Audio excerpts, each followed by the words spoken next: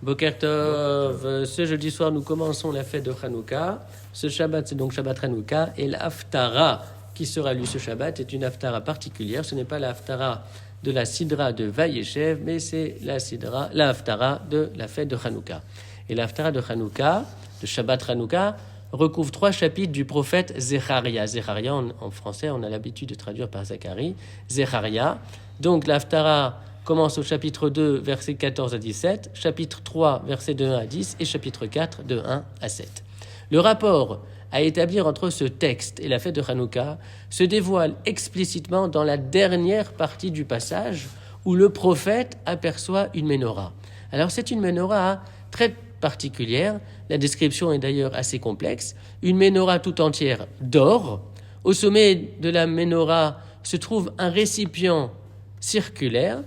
Le verset précise que la menorah était constituée de 7 coupelles où l'on dispose huile et mèche, et 7 conduits rattachaient le récipient circulaire situé au-dessus de la menorah à chacune des 7 coupelles de la menorah. L'huile coulait depuis le récipient circulaire en passant donc par les 49 conduits jusqu'aux 7 coupelles.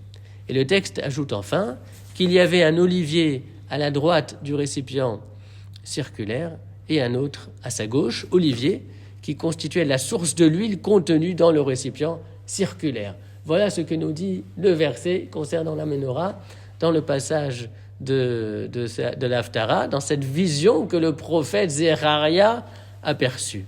La menorah à 7 branches représente le monde créé par Hachem, dont la mission était d'être source de lumière. Le chiffre 7, bien sûr, représente le fonctionnement naturel des choses.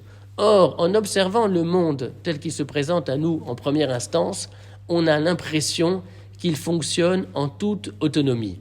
Eh bien, nous dit le prophète, au temps à venir, on comprendra que la menorah, que la nature basée sur l'idée de la dimension du 7, on comprendra que cette nature-là est mise en mouvement par une énergie qui la dépasse, par une énergie qui va l'alimenter et l'animer. Le monde n'est pas la source de son propre mouvement.